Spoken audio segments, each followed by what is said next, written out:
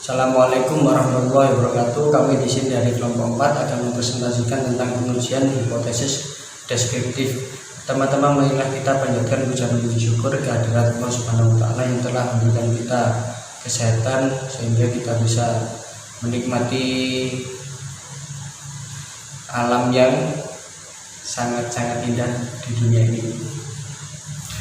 Selawat serta salam semoga kita tercurahkan kepada junjungan kita Nabi besar Muhammad SAW yang telah menolong kita dari zaman kegelapan menuju zaman terang-terang, yakni agama Islam. Oke, saya di sini langsung akan menjelaskan poin A, yaitu pengujian hipotesis deskriptif satu sampel. Pengujian hipotesis deskriptif pada dasarnya merujuk pada proses pengujian secara umum atau generalisasi. Hasil penelitian yang didasarkan satu sampel sesuai dengan namanya, yakni pengujian hipotesis.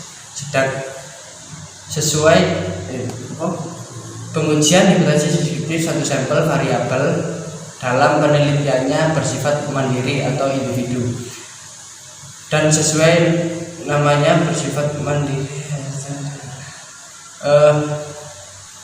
Variabel dalam penelitiannya bersifat mandiri dan hanya ada satu sampel, maka hipotesis penelitiannya tidak berbentuk perbandingan ataupun hubungan antara variabel atau variabel atau B. Nah, terdapat beberapa macam teknik statistik yang dapat digunakan untuk menguji hipotesis deskriptif atau satu sampel deskriptif satu sampel, yakni yang mencakup statistik parametrik dan statistik non parametrik. Kalau statistik parametrik digunakan apabila datanya berbentuk interval atau rasio yang sering kita sebut dengan rentangan. Terus statistik non parametrik yaitu digunakan apabila datanya berbentuk nominal ordinal. Dan sumber data yang digunakan sebagai sampel dalam statistik parametrik dan non parametrik diambil secara random atau acak. Ya, selanjutnya akan dijelaskan oleh saudara Dias dan selanjutnya akan dijelaskan oleh pemateri. Baik, saya di sini akan menjelaskan mengenai statistik parametrik.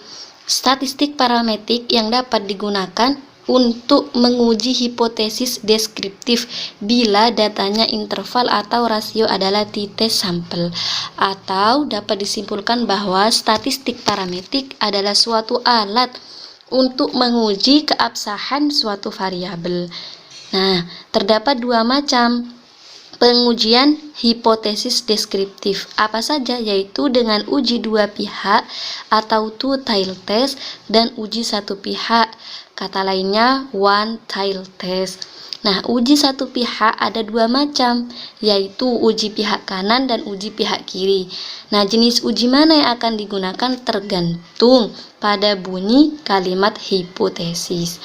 Nah, selanjutnya rumus yang digunakan untuk menguji hipotesis deskriptif atau satu sampel data interval atau rasio itu seperti ini. Rumusnya T sama dengan X dikurangi mu 0 dibagi S per akar N.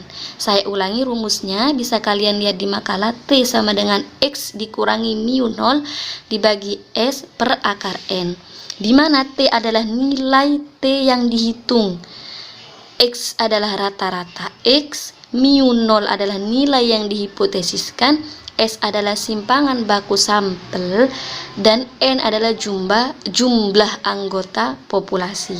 Nah, langkah-langkah dalam pengujian hipotesis deskriptif. Yang pertama, buatlah HA dan HO dalam bentuk kalimat. Contoh seperti ini. HO tidak ada pengaruh motivasi terhadap kemampuan siswa, sedangkan kalimat HI-nya atau HA-nya adalah ada pengaruh motivasi terhadap kemampuan siswa. Jadi bedanya hanya jika HO tidak ada pengaruh, sedangkan HI atau HA ada pengaruh. Saya ulangi, contoh kalimatnya tidak ada pengaruh motivasi terhadap kemampuan siswa. Lah, motivasi di sini dinamakan variabel. Selanjutnya, yang kedua, buatlah HA dan HO dalam model statistik. Yang ketiga, kemudian kita hitung rata-ratanya.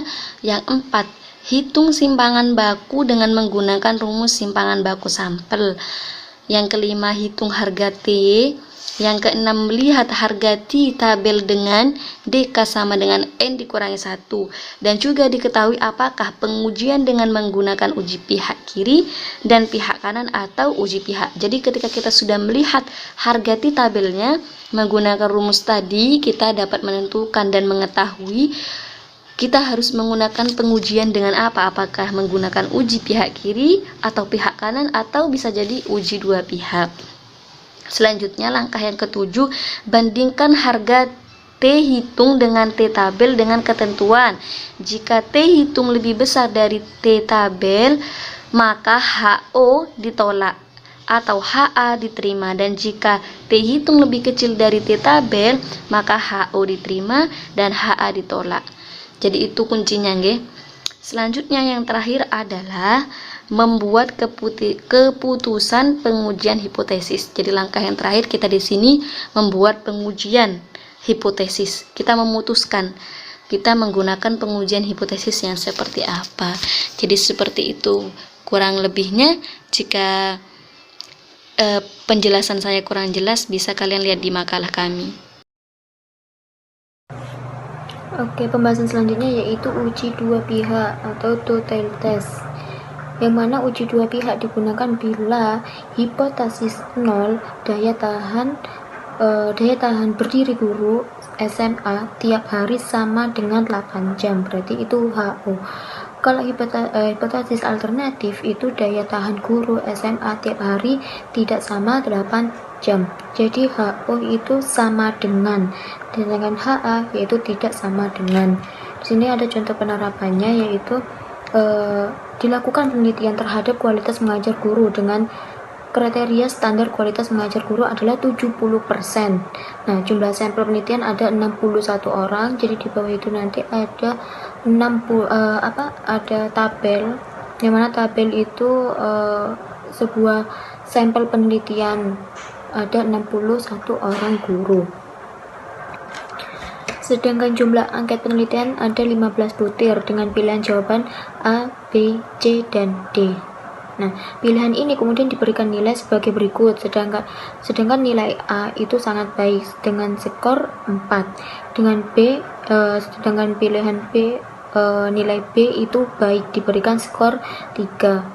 Pilihan C itu cukup baik diberikan skor 2, dan pilihan D kurang baik diberi skor 1. Adapun yang diperoleh sebagai berikut. Di situ ada di bawah itu ada data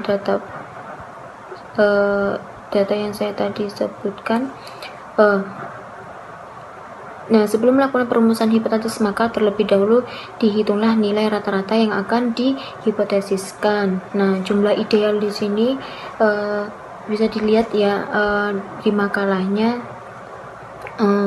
Sebelum melakukan yang tadi itu, yaitu jumlah nilai ideal. Jumlah ideal itu jumlah butir angket dikali jumlah pilihan dikali jumlah sampel. Nah, jumlah angket itu tadi kan ada 15 dikali jumlah pilihan yaitu 4 dikali 61 jumlah sampel. Nah, hasilnya yaitu 3660. Sedangkan rata-rata ideal itu jumlah nilai ideal dibagi jumlah sampel, yaitu jumlah nilai idealnya itu 3660 dibagi 61 jadinya 60. Nah, jadi 70% dari rata-rata skor ideal yaitu 70% dikali 60. Nah, 70% itu didesimalkan menjadi 0,7 dikali 60 sama dengan 42 atau mu, yaitu hasilnya 42. Seperti itu. Selanjutnya yang kedua yaitu menghitung standar deviasi dan rata-rata. Nah, dari perhitungan dengan menggunakan rumus standar deviasi yaitu sampel, maka didapat standar deviasi sebesar 3,14 dan rata-rata sebesar 58,443. Yang ketiga yaitu menghitung nilai T hitung dengan rumus. Di situ sudah ada rumusnya T hitung ya, bisa dilihat sendiri di makalah. Nanti kalau tidak paham ditanyakan ya. Yang keempat yaitu dengan taraf signifikasi 0,05 dan dB sama dengan N. Strip 1 dB sama dengan 61. Strip 1 sama dengan 60 dan uji dua pihak di tabel T tabel sama dengan 2000. Yang kelima itu menentukan kriteria pengujian. Adapun kriteria pengujian dua pihak sebagai berikut, itu di bawah juga ada, bisa dilihat langsung ya di makalahnya. Nah, terus selanjutnya yang keenam itu membandingkan antara T hitung dan T tabel. Yang ketujuh yaitu kesimpulan. Nah, HA kualitas mengajar guru tidak sama 70% dari rata-rata nilai ideal diterima, sedangkan HO kualitas mengajar guru sama dengan 70% dari rata-rata nilai ideal ditolak. Jadi karena tadi nomor 6 itu tidak sama dengan nomor 7, jadi maka karena nomor 6 itu tidak sama, maka HO ditolak dan HA diterima, seperti itu. Assalamualaikum warahmatullahi wabarakatuh. Di sini saya akan melanjutkan penjelasan dari teman saya tadi, yaitu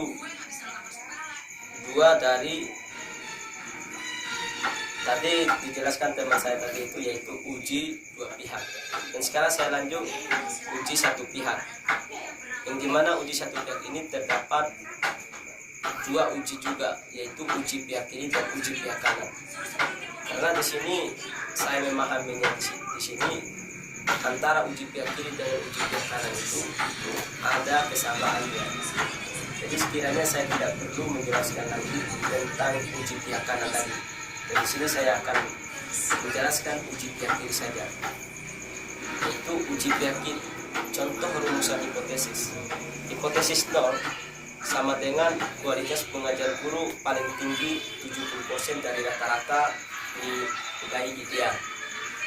Kemudian hipotesis alternatif, yaitu kualitas mengajar guru paling rendah atau sama dengan 70% dari rata-rata nilai ideal. Jadi antara hipotesis 0 dan hipotesis alternatif itu berbeda. Itu antara berbeda, yaitu antara tinggi dan rendahnya itu. Alternatifnya itu yaitu posisi rendah dan hipotesis 0 itu kualitas mengajar paling tinggi. Kemudian hipotesis statistiknya yaitu HO sama dengan 70% dan HA lebih dari 70%. Nah, kemudian contoh penerapan. Untuk data pada contoh uji dua pihak di atas, maka tentukan jawaban hipotesis untuk uji pihak kiri. Dan di sini terdapat beberapa langkah untuk menjawabnya. Dan teman-teman bisa melihat sendiri itu langkah mulai dari langkah pertama sampai langkah ke-8. Langkah ke-8. Dan di sini kita bisa memahaminya bersama-sama. Ya, itu langkah pertama yaitu hipotesis dalam uraian kalimat. HO sama dengan kualitas mengajar guru adalah 70% dari rata-rata nilai ideal. HA kualitas mengajar guru paling tinggi 70% dari rata-rata nilai ideal. Hipotesis model statistik. HO sama dengan 70%, HA sama kurang lebih 70%. Standar defisia dan rata-rata dari perhitungan sebelumnya didapat S sama dengan 3,14 dan X sama dengan 58,443. X sama dengan 58,443. Nilai T hitung. Nilai T hitung adalah sama untuk masing-masing uji, baik itu uji pihak kiri, kanan, atau uji dua pihak.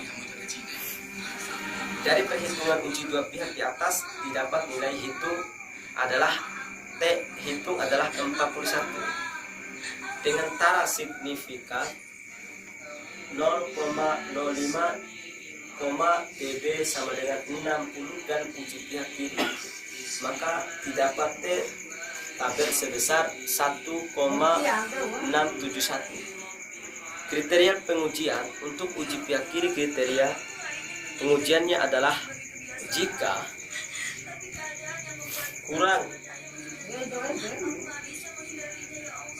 kurang lebih tabel terhitung T, maka HO diterima dan HA ditolak. Membandingkan T hitung dengan T tabel, didapat T hitung sama dengan 41 dan T tabel sama dengan 1,671. Ternyata T tabel kurang lebih T hitung atau 1,671 kurang lebih 41. Maka HO diterima dan HA ditolak. Terakhir, kesimpulan HA yang menyatakan kualitas mengajar guru paling tinggi 70% dari rata-rata nilai ideal ditolak. Adapun HO yang menyatakan kualitas mengajar guru adalah 70% dari rata-rata nilai ideal diterima. Dan untuk uji pihak kanan, saya kira agak sama dengan uji pihak kiri tadi dan tidak perlu saya jelaskan lagi di sini. Dan di sini saya mengucapkan terima kasih banyak atas perhatiannya dan mohon maaf yang sebesar-besarnya jika penyampaian dari kami kurang memadai untuk teman-teman semua. Sebesar-besarnya kita mohon maaf. Dan mari kita sama-sama lanjut di diskusi bersama. Terima kasih banyak. Saya akhiri wabillahi taufiq. Wassalamualaikum warahmatullahi wabarakatuh.